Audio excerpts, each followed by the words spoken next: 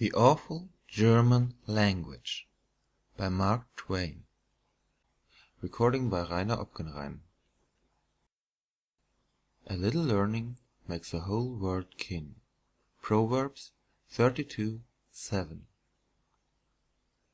I went often to look at the collection of curiosities in Heidelberg Castle, and one day I surprised the keeper of it with my German. I spoke entirely in that language. He was greatly interested, and after I talked a while he said my German was very rare, possibly unique, and wanted to add it to his museum. If he had known what it had cost me to acquire my art, he would also have known that it would break any collector to buy it. Harris and I had been hard at work on our German during several weeks at that time, and although we had made good progress, it had been accomplished under great difficulty and annoyance, for 3 of our teachers had died in the meantime. A person who has not studied German can form no idea of what a perplexing language it is. Surely there is not another language that is so slipshod and systemless, and so slippery and elusive to the grasp. One is washed about in it, hither and thither, in the most helpless way, and when at last he thinks he has captured a rule which offers firm ground to take a rest on, amid the general rage and turmoil of the 10 parts of speech, he turns over the page and reads. Let the pupil make careful note of the following exceptions. He runs his eye down and finds that there are more exceptions to the rule than instances of it. So, overboard he goes again, to hunt for another Ararat and find another quicksand. Such has been, and continues to be, my experience. Every time I think I have got one of these 4 confusing cases where I am master of it, a seemingly insignificant preposition intrudes itself into my sentence, clothed with an awful and unsuspected power, and crumbles the ground from under me. For instance, my book inquires after a certain bird. It is always inquiring after things which are of no sort of consequence to anybody. Where is the bird? Now, the answer to this question, according to the book, is that the bird is waiting in the blacksmith shop on account of the rain. Of course, no bird would do that, but then you must stick to the book. Very well. I begin to cipher out the German for that answer. I begin at the wrong end, necessarily, for that is a German idea. I say to myself, Regen, that means rain, is masculine, or maybe it's feminine, or possibly neuter. It is too much trouble to look now. Therefore it is either der Regen, the rain, or die Regen, the rain, or das Regen, the rain, according to which gender it may turn out to be when I look. In the interest of science I will cipher it out on the hypothesis that it is masculine. Very well. Then the rain is der Regen, if it is simply in the quiescent state of being mentioned, without enlargement or discussion, nominative case. But if this rain is lying around in a kind of general way on the ground, it is then definitely located. It is doing something, that is, resting, which is one of the German grammar's ideas of doing something. And this throws the rain into the dative case, and makes it dem Regen. However, this rain is not resting, but is doing something actively. It is falling. To interfere with the bird likely. and this indicates movement, which has the effect of sliding it into the accusative case and changing dem Regen into den Regen. Having completed the grammatical horoscope of this matter, I answer up confidently and state in German that the bird is staying in the blacksmith shop wegen, that means on account of, den Regen. Then the teacher lets me softly down with the remark that whenever the word wegen drops into a sentence, it always throws that subject into the genitive case, regardless of consequences, and that therefore this bird stayed in the blacksmith shop wegen des Regens. N.B. I was informed, later, by a higher authority, that there was an exception, which permits one to say wegen den Regen in certain peculiar and complex circumstances, but that this exception is not extended to anything but rain. There are 10 parts of speech, and they all are troublesome. An average sentence in a German newspaper is a sublime and impressive curiosity. It occupies a quarter of a column. It contains all the 10 parts of speech, not in regular order, but mixed. It is built mainly of compound words, constructed by the writer on the spot, and not to be found in any dictionary. 6 or 7 words compacted into one, without joint or seam, that is, without hyphens. It treats of 14 or 15 different subjects, each enclosed in a parenthesis of its own, with here and there extra parentheses which re-enclose 3 or 4 of the minor parentheses, making pens within pens. Finally, all the parentheses and re-parentheses are massed together between a couple of king parentheses, one of which is placed in the first line of the majestic sentence, and the other in the middle of the last line of it, after which comes the verb, and you find out for the first time what the man has been talking about. And after the verb, merely by way of ornament, as far as I can make out, the writer shovels in haben, sind, gewesen, gehabt, haben, geworden, sein, or words to that effect, and the monument is finished. I suppose that this closing hooray is in the nature of the flourish to a man's signature, not necessary, but pretty. German books are easy enough to read when you hold them before the looking-glass, or stand on your head, so as to reverse the construction.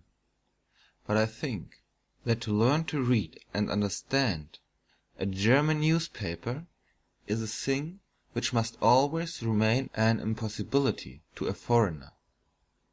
Yet even the German books are not entirely free from attacks of the parenthesis distemper, though they are usually so mild as to cover only a few lines, and therefore, when you at last get down to the verb, it carries some meaning to your mind, because you are able to remember a good deal of what has gone before. Now, here is a sentence from a popular and excellent German novel, with a slight parenthesis in it. I will make a perfectly literal translation, and throw in the parenthesis marks and some hyphens for the assistance of the reader, though in the original there are no parenthesis marks or hyphens, and the reader is left to flounder through to the remote verb the best way he can. But when he, upon the street, the in satin and silk covered, now very unconstrained after the newest fashion dressed, government councillor's wife, met, etc., etc. In German. Wenn er aber auf der Straße der in Samt und Seide gehüllten, jetzt sehr ungeniert nach der neuesten Mode gekleideten Regierungsrätin begegnet. That is from The Old Mamselle's Secret by Mrs. Marlitt, and that sentence is constructed upon the most approved German model. You observe how far the verb is from the reader's base of operations. Well, in a German newspaper they put their verb away over on the next page, and I have heard that sometimes, after striding along these exciting preliminaries and parentheses for a column or two, they get in a hurry and have to go to press without getting to the verb at all. Of course, then, the reader is left in a very exhausted and ignorant state. We have the parenthesis disease in our literature too, and one may see cases of it every day in our books and newspapers. But with us it is a mark and sign of an unpractised writer or a cloudy intellect, whereas with the Germans it is doubtless the mark and sign of a practised pen and of the presence of that sort of luminous intellectual fog which stands for clearness among these people. For surely it is not clearness. It necessarily can't be clearness. Even a jury would have penetration enough to discover that. A writer's ideas must be a good deal confused, a good deal out of line and sequence, when he starts out to say that a man met a councillor's wife in the street, and then, right in the midst of this so simple undertaking, halts these approaching people and makes them stand still until he jots down an inventory of the woman's dress.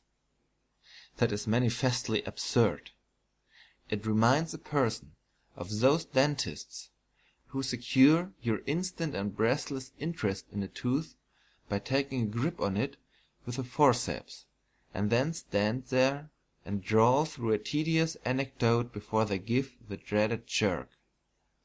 Parentheses in literature and dentistry are in bad taste.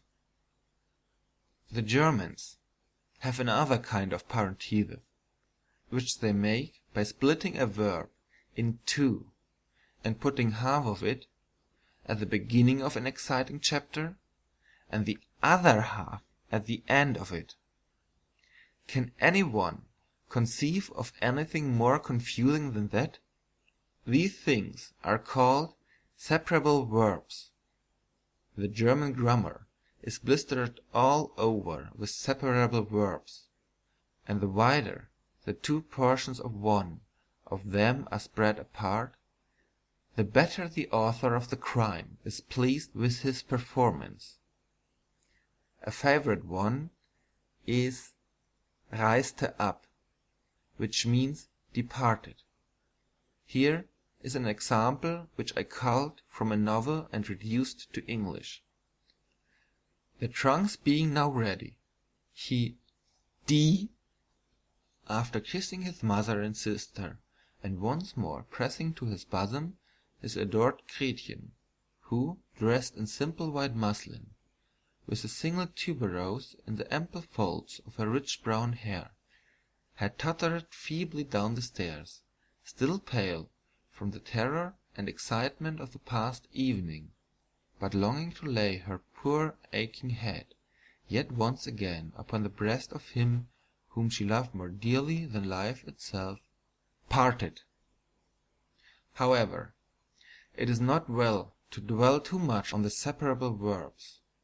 One is sure to lose his temper early, and if he sticks to the subject and will not be warned, he will at last either soften his brain or petrify it. Personal pronouns and adjectives are a fruitful nuisance in this language, and should have been left out. For instance, the same sound, sie, means you, and it means she, and it means her, and it means it, and it means they, and it means them. Think of the ragged poverty of a language which has to make one word do the work of 6, and a poor little weak thing of only 3 letters at that. But mainly, think of the exasperation of never knowing which of these meanings the speaker is trying to convey.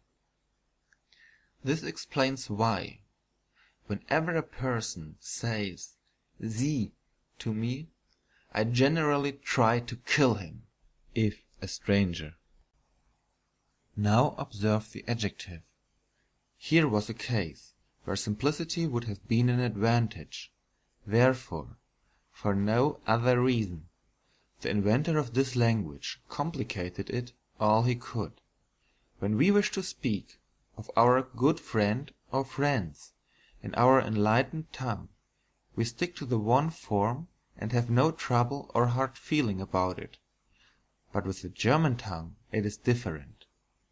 When a German gets its hand on an adjective, he declines it, and keeps on declining it, until the common sense is all declined out of it. It is as bad as Latin. He says, for instance, in singular, nominative, mein guter Freund, my good friend. Genitive, meines guten Freundes, of my good friend. Dative, meinem guten Freund, to my good friend. Accusative, meinen guten Freund, my good friend. In plural, nominative, meine guten Freunde, my good friends. Genitive, meiner guten Freunde, of my good friends. Dative, meinen guten Freunden, to my good friends. Accusative, meine guten Freunde, my good friends. Now let the candidate for the asylum try to memorize those variations and see how soon he will be elected. One might better go without friends in Germany than take all this trouble about them. I have shown what bother it is to decline a good male friend. Well, this is only a third of the work, for there's a variety of new distortions of the adjective to be learned when the object is feminine, and still another when the object is neuter. Now, there are more adjectives in this language than there are black cats in Switzerland, and they must all be as elaborately declined as the examples above suggested. Difficult? Troublesome? These words cannot describe it. I heard a Californian student in Heidelberg say, in one of his calmest moods, that he would rather decline 2 drinks than 1 German adjective. The inventor of the language seems to have taken pleasure in complicating it in every way he could think of. For instance, if one is casually referring to a house, in German Haus, or a horse, in German Pferd, or a dog, in German Hund, he spells these words as I have indicated.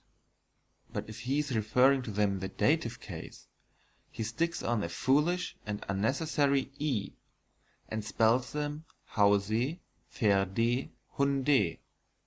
So, as an added e often signifies the plural, as the s does with us, the new student is likely to go on for a month making twins out of a dative dog before he discovers his mistake.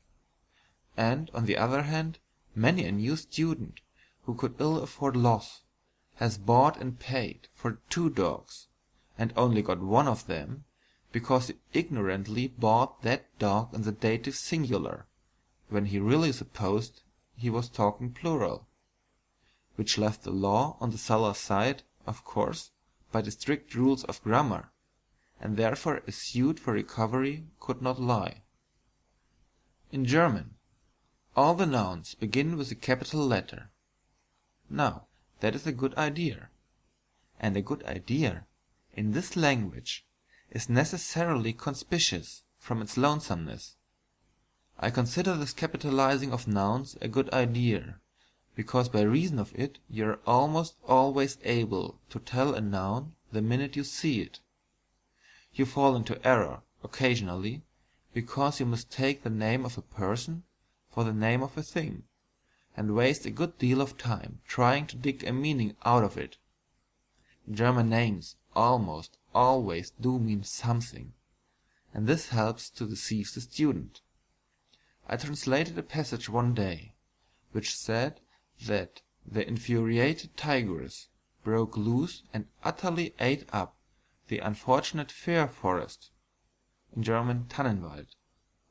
When I was girding up my loins to doubt this, I found out that Tannenwald in this instance was a man's name. Every noun has a gender, and there is no sense or system in the distribution, so the gender of each must be learned separately and by heart. There is no other way. To do this, one has to have a memory like a memorandum book. In German, a young lady has no sex, while a turnip has. Think what overwrought reverence that shows for the turnip, and what callous disrespect for the girl. See how it looks in print. I translate this from a conversation in one of the best of the German Sunday school books. Gretchen: Wilhelm, where's the turnip?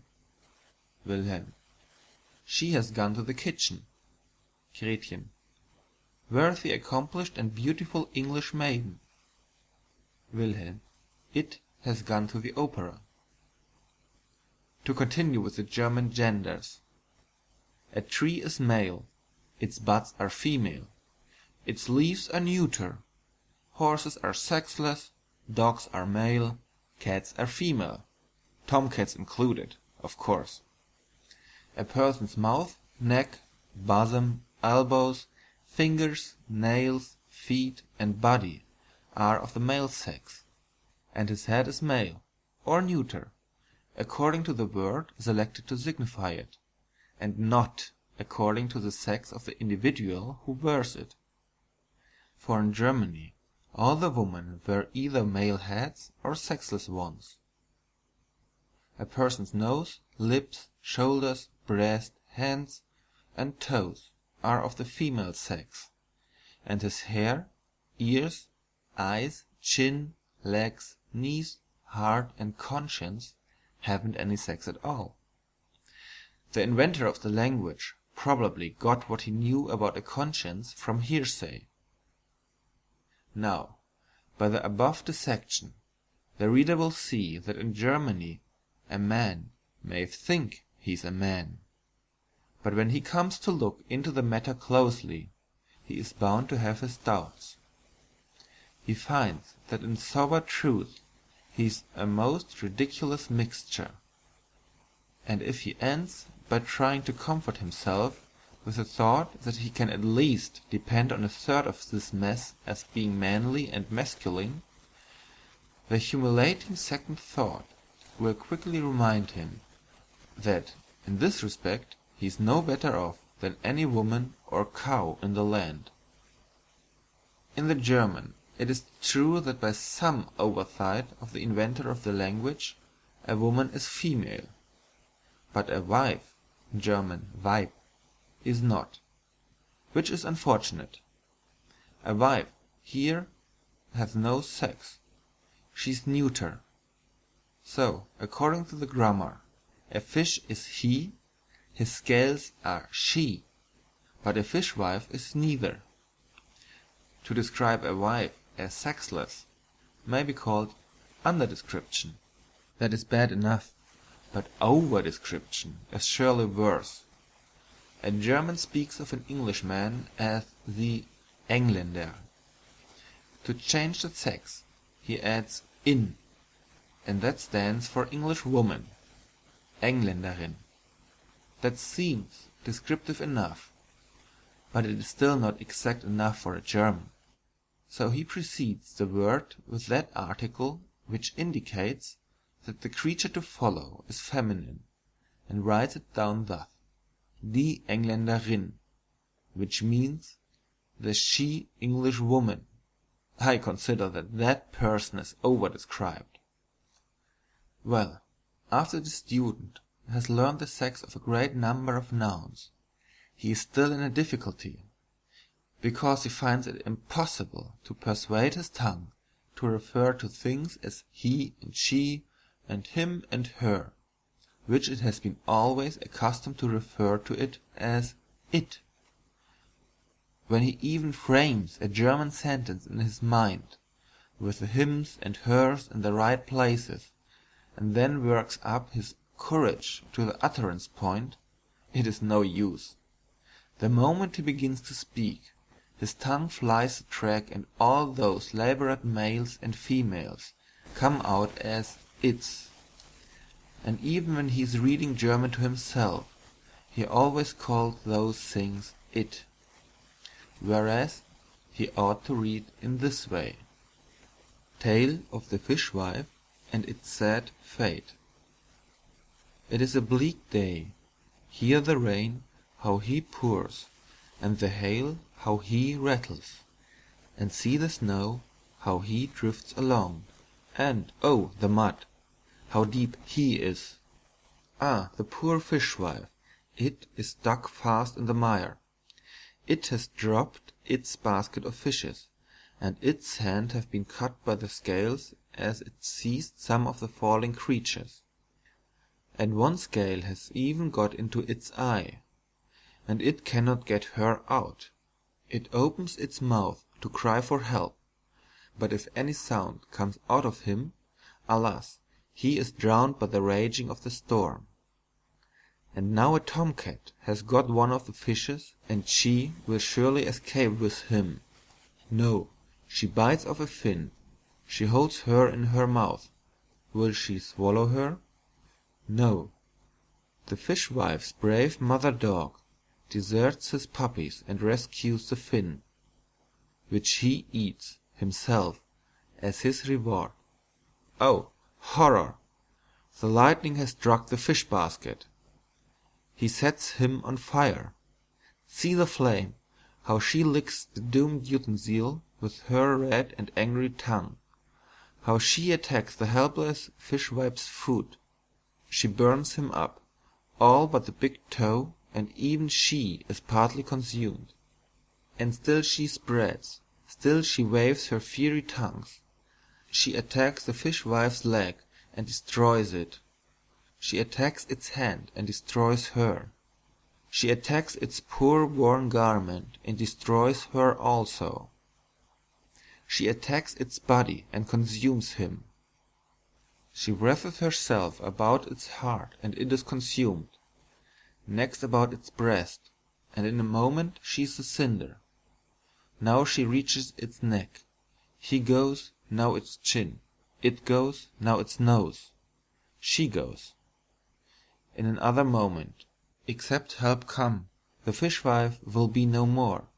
Time presses. Is there none to succour and save? Yes, joy, joy! With flying feet the she English woman comes. But alas, the generous she female is too late. Where now the fated fishwife? It has ceased from its sufferings. It has gone to a better land.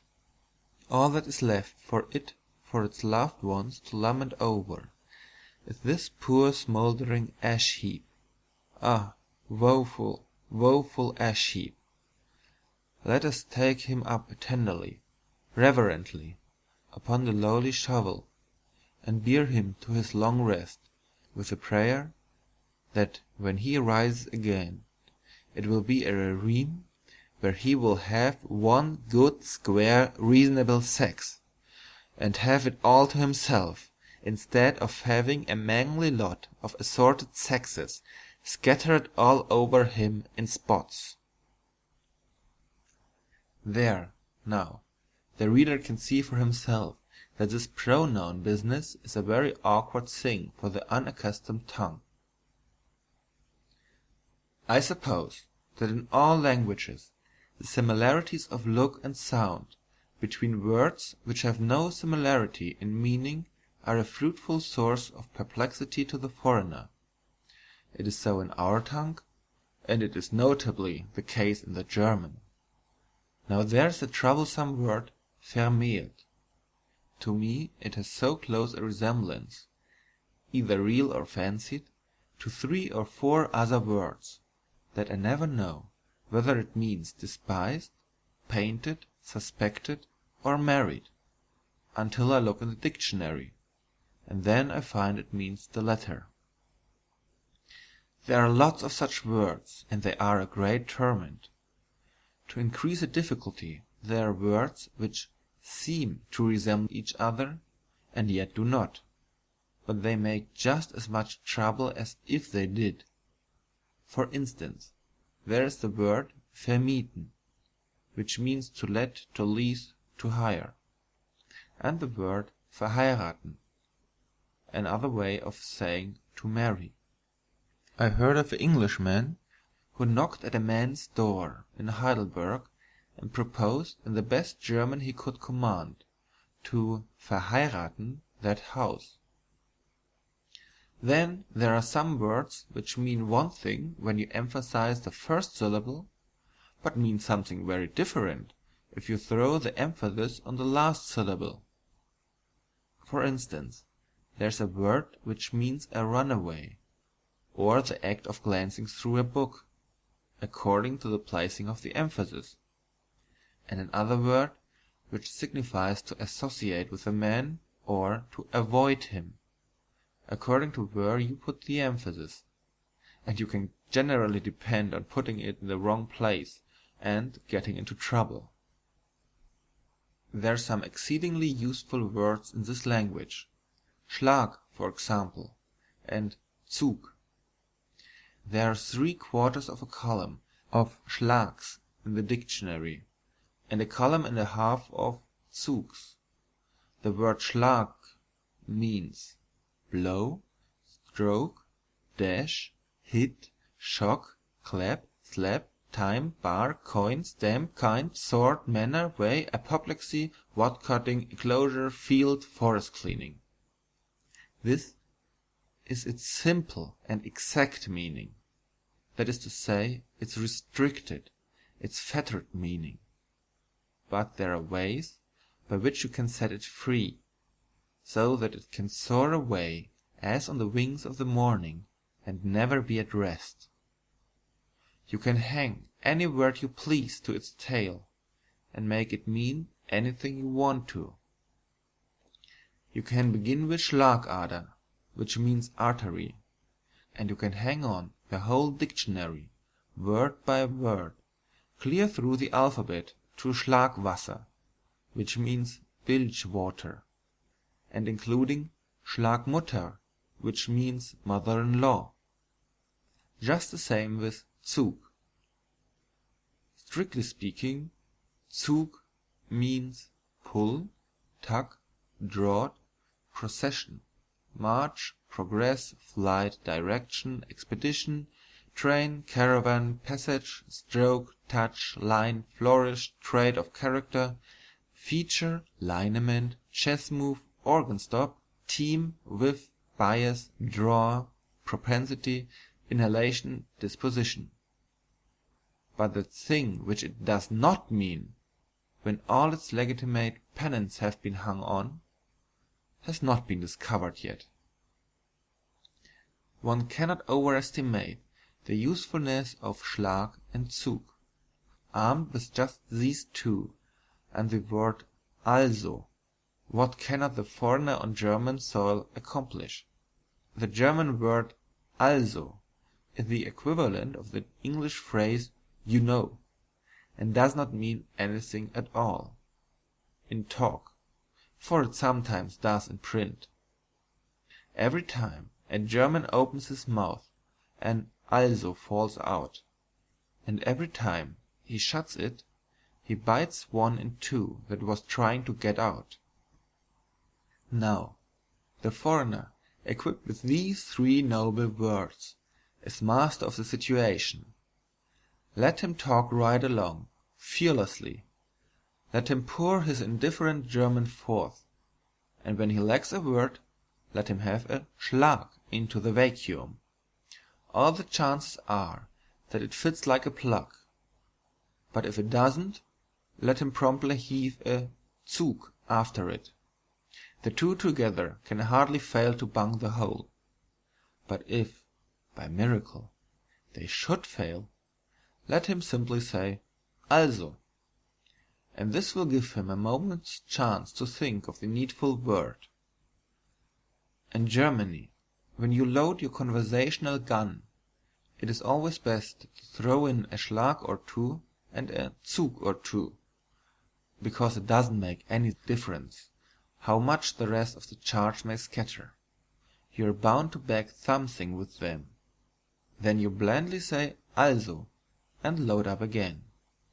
Nothing gives such an air of grace and elegance and unconstraint to a German or an English conversation as to scatter it full of also or you knows. In my notebook I find this entry. July the 1st. In the hospital yesterday, a word of 13 syllables was successfully removed from a patient, a North German from near Hamburg, but as most unfortunately the surgeons had opened him in the wrong place, under the impression that he contained a panorama, he died. The sad event has cast a gloom over the whole community. That paragraph furnishes a text for a few remarks about one of the most curious and notable features of my subject, the length of German words. Some German words are so long that they have a perspective. Observe these examples: Freundschaftsbezeigungen, Dilettantenaufdringlichkeiten, Stadtverordnetenversammlungen. These things are not words, they are alphabetical processions, and they are not rare. One can open a German newspaper any time and see them marching majestically across the page, and if he has any imagination he can see the banners and hear the music too. They impart a martial thrill to the meekest subject. I take a great interest in these curiosities. Whenever I come across a good one, I stuff it and put it in my museum. In this way I have made quite a valuable collection. When I get duplicates, I exchange with other collectors, and thus increase the variety of my stock. Here are some specimens, which I lately bought at an auction sales of the effects of a bankrupt bric-a-brac hunter. Generalstaatsverordnetenversammlungen, Altertumswissenschaften, Kinderbewahrungsanstalten, Unabhängigkeitserklärungen, Wiederherstellungsbestrebungen, Waffenstillstandsunterhandlungen. Of course, when one of these grand mountain ranges goes stretching across the printed page, it adorns and ennobles that literary landscape, but at the same time it is a great distress to the new student, for it blocks up his way. He cannot crawl under it, or climb over it, or tunnel through it. So he resorts to the dictionary for help, but there is no help there. The dictionary must draw the line somewhere, so it leaves this sort of words out. And this is right, because these long things are hardly legitimate words, but are rather combinations of words, and the inventor of them ought to have been killed. They are compound words, with the hyphens left out. The various words used in building them are in the dictionary, but in a very scattered condition, so you can hunt the materials out, one by one, and get the meaning at last, but it is a tedious and harassing business. I have tried this process upon some of the above examples. Freundschaftsbezeigungen seems to be friendship demonstrations, which is only a foolish and clumsy way of saying demonstrations of friendship. Unabhängigkeitserklärungen seems to be independence declarations, which is no improvement upon declarations of independence, so far as I can see. Generalstaatsverordnetenversammlungen seems to be General States Representatives meetings, as nearly as I can get at it, a mere rhythmical, gushy euphemism for meetings of the legislature, I judge. We used to have a good deal of this sort of crime in our literature, but it has gone out now. We used to speak of a thing as a never-to-be-forgotten circumstance, instead of cramping it into the simple and sufficient word memorable, and then going calmly about our business, as if nothing had happened. In those days we were not content to embalm the thing and bury it decently, we wanted to build a monument over it. But in our newspapers the compounding disease lingers a little to the present day, but with the hyphens left out, in the German fashion. This is the shape it takes. Instead of saying, Mr. Simmons, clerk of the country and district courts, was in town yesterday, the new form puts it thus: clerk of the country and district courts, Simmons, was in town yesterday. This saves neither time nor ink, and has an awkward sound besides. One often sees a remark like this in our papers: Mrs. Assistant District Attorney Johnson returned to her city residence yesterday for the season. That is a case of really unjustifiable compounding, because it not only saves no time or trouble, but confers a title on Mrs. Johnson which she has no right to. But these little instances are trifles indeed, contrasted with the ponderous and dismal German system of piling jumbled compounds together. I wish to submit the following local item from a Mannheim journal by way of illustration. In the day before yesterday, shortly after 11 o'clock night, the in his town standing tavern, called the Waggoner, was downburned. When the fire to the on the down-burning house resting stork's nest reached, flew the parent storks away. But when by the aging fire surrounded nest itself caught fire, straightway plunked the quick-returning mother stork into the flames and died, her wings over her young ones outspread. Even the cumbersome German construction is not able to take the pathos out of that picture. Indeed, it somehow seems to strengthen it. This item is dated away back yonder months ago. I could have used it sooner, but I was waiting to hear from the father stork. I am still waiting. Also, if I had not shown that the German is a difficult language, I have at least intended to do so. I have heard of an American student who was asked how he was getting along with his German, and who answered promptly, "I am not getting along at all. I have worked at it hard for 3 level months, and all I have got to show for it is one solitary German phrase, 2 Glas, that means 2 glasses of beer."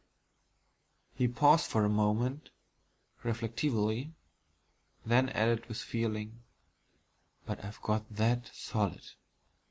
And if I have not also shown that German is a harassing and infuriating study, my execution has been at fault and not my intent."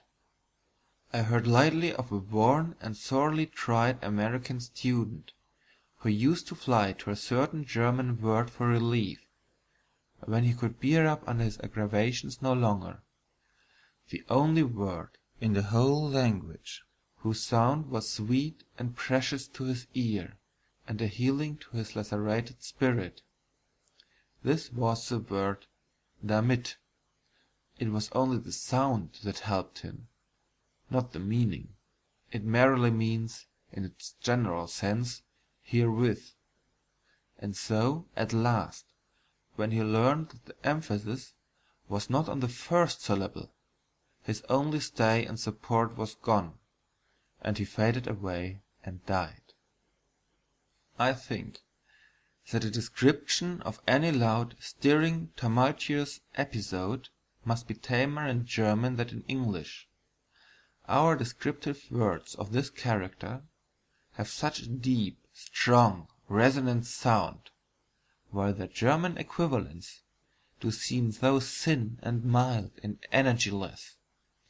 Boom, burst, crash, roar, storm, bellow, blow, thunder, explosion. Howl, cry, shout, yell, groan, battle, hell. These are magnificent words. They have a force and magnitude of sound, befitting the things which they describe. But their German equivalents would be ever so nice to sing the children to sleep with, or else my awe-inspiring ears were made for display and not for superior usefulness in analyzing sounds. Would any man want to die in a battle which was called by so tame a term as a Schlacht? Or would not a consumptive feel too much bundled up, who was about to go out in a shirt-collar and a seal ring into a storm, which the bird-song word Gewitter was employed to describe? And observe the strongest of the several German equivalents for explosion, Ausbruch. Our word toothbrush is more powerful than that. It seems to me that the German could do worse than import it into their language to describe particularly tremendous explosions with. The German word for hell, Hölle, sounds more like helly than anything else. Therefore, how necessary chipper, frivolous and unimpressive it is. If a man were told in German to go there, could he really rise to the dignity of feeling insulted? Having pointed out in detail the several vices of this language, I now come to the brief and pleasant task of pointing out its virtues. The capitalizing of the nouns I have already mentioned, but far before this virtue stands another, that of spelling a word according to the sound of it. After one short lesson in the alphabet, the student can tell how any German word is pronounced without having to ask. Whereas in our language, if a student should inquire of us, "What does BOW spell?" we should be obliged to reply, "Nobody can tell what it spells when you set it off by itself. You can only tell by referring to the context and finding out what it signifies, whether it is a thing to shoot arrows with, or the nod of one's head, or the forward end of a boat." There are some German words which are singularly and powerfully effective.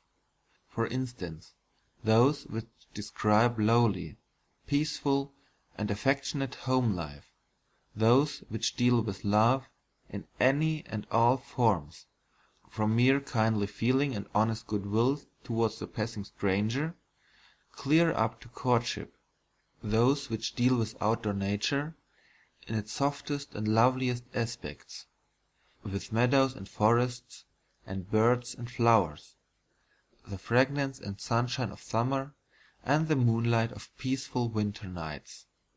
In a word, those which deal with any and all forms of rest, repose, and peace; those also which deal with the creatures and marvels of fairyland; and lastly and chiefly, those words which express pathos, is the language surpassingly rich and effective. There are German songs which can make a stranger to the language cry. That shows that the sound of the words is correct. It interprets the meanings with truth and with exactness, and so the ear is informed, and through the ear the heart.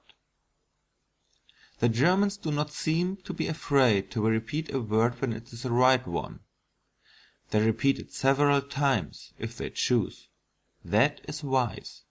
But in English, when we have used a word a couple of times in a paragraph, we imagine we are growing tautological, and so we are weak enough to exchange it for some other word which only approximates exactness, to escape what we wrongly fancy is a greater blemish. Repetition may be bad, but surely inexactness is worse. There are people in the world who will take a great deal of trouble to point out the faults in a religion or a language, and then go blandly about their business, without suggesting any remedy. I am not that kind of a person. I have shown that the German language needs reforming. Very well, I am ready to reform it. At least, I am ready to make the proper suggestions. Such a course as this might be immodest in another, but I have devoted upwards of 9 full weeks, first and last, to a careful and critical study of this tongue, and thus have acquired a confidence in my ability to reform it, which no mere superficial culture would have conferred upon me. In the first place, I would leave out the dative case. It confuses the plurals, and besides, nobody ever knows when he is in the dative case, except he discovers it by accident, and then he does not know when or where it was that he got into it, or how long he has been in it, or how he is ever going to get out of it again. The dative case is but an ornamental folly. It is better to discard it. In the next place, I would move the verb further up to the front. You may load up with ever so good a verb, but I notice that you never really bring down a subject with it at the present German range. You only cripple it. So I insist that this important part of speech should be brought forward to a position where it may be easily seen with the naked eye. Thirdly, I would import some strong words from the English tongue, to swear with, and also to use in describing all sorts of vigorous things in a vigorous way. Verdammt and its variations and enlargements are words which have plenty of meaning, but the sounds are so mild and ineffectual that German ladies can use them without sin.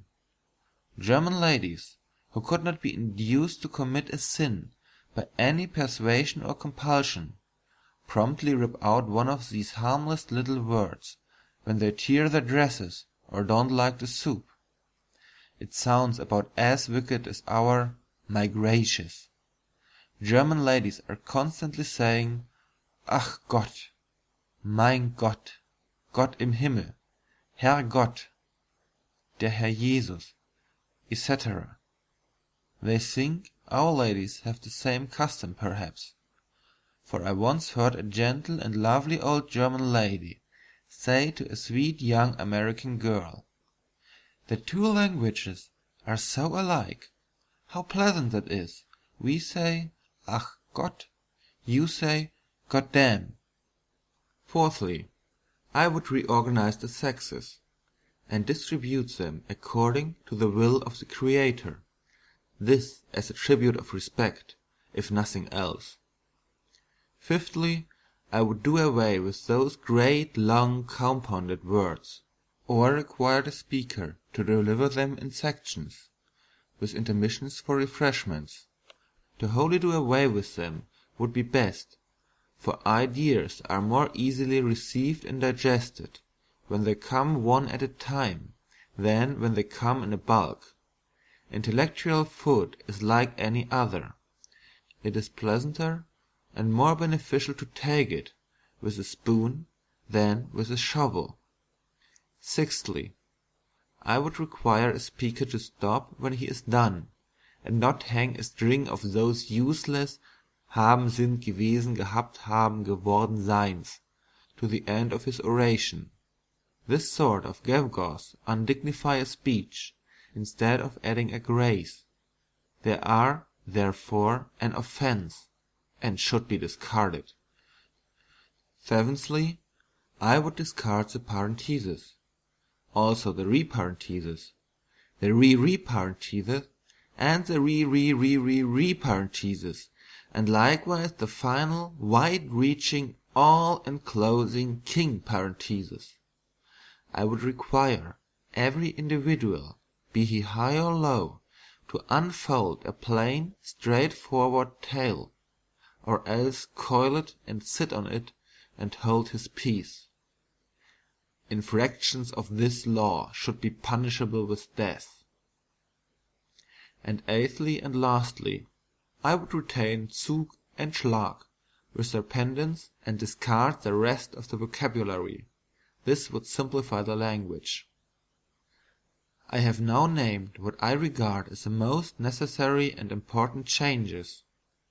These are perhaps all I could be expected to name for nothing, but there are other suggestions, which I can and will make, in case my proposed application shall result in my being formally employed by the government in the work of reforming the language. My philological studies have satisfied me that a gifted person ought to learn English, bearing spelling and pronouncing, in 30 hours, French in 30 days, and German in 30 years. It seems manifest, then, that the latter tongue ought to be trimmed down and repaired. If it is to remain as it is, it ought to be gently and reverently set aside among the dead languages, for only the dead have time enough to learn it. A 4th of July oration in the German tongue, delivered at a banquet of the Anglo-American Club of Students by the author of this book.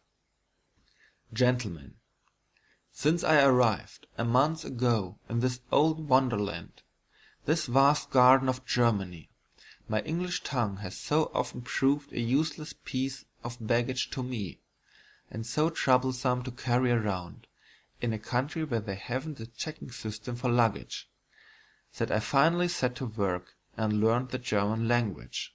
Also, es freut mich, dass dies so ist, denn es muss in ein hauptsächlich degree höflich sein, dass man auf einen occasion like this seine Rede in die Sprache des Landes, worin he boards, aussprechen soll. Dafür habe ich, aus rheinischer Verlegenheit, no, Vergangenheit, no, I mean Höflichkeit, aus rheinischer Höflichkeit habe ich resolved to tackle this business in the German language, Gottes Willen. Also, Sie müssen so freundlich sein und verzeih mich die Interlarding von ein oder zwei englischer Worte, hie und da, denn ich finde, dass die Deutsche is not a very copious language, and so when you've really got anything to say, you've got to draw on a language that can stand the strain. Wenn aber man kann nicht meinem Rede verstehen, so werde ich ihm später dasselbe übersetzt, wenn er solche Dienste verlangen wollen haben werden sollen sein hätte.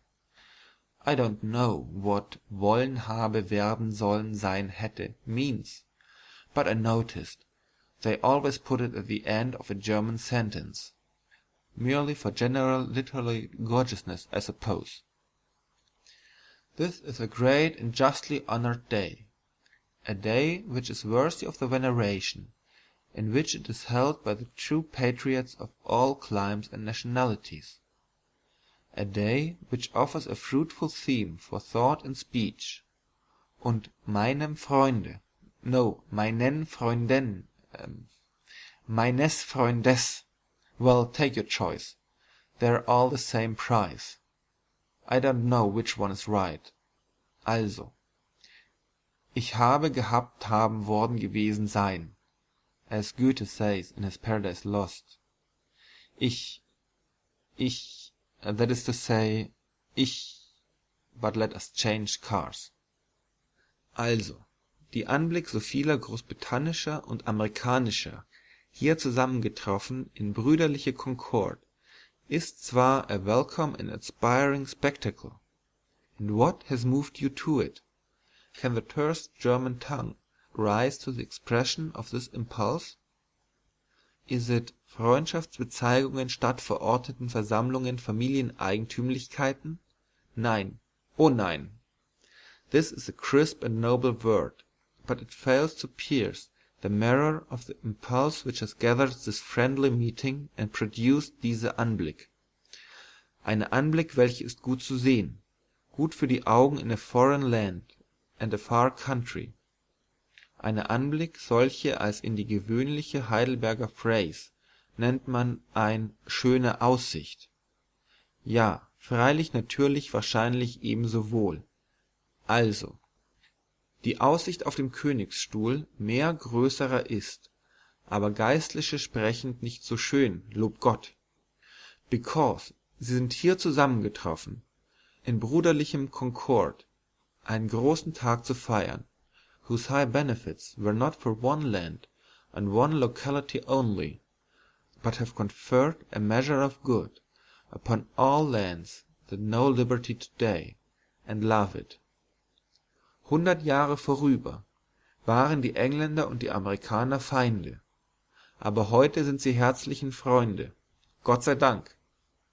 May this good fellowship endure, may these banners here blended in amity so remain, may they never any more wave over opposing hosts, or be stained with blood which was kindred, is kindred, and always will be kindred, until a line drawn upon a map shall be able to say, this bars the ancestral blood from flowing in the veins of the descendant.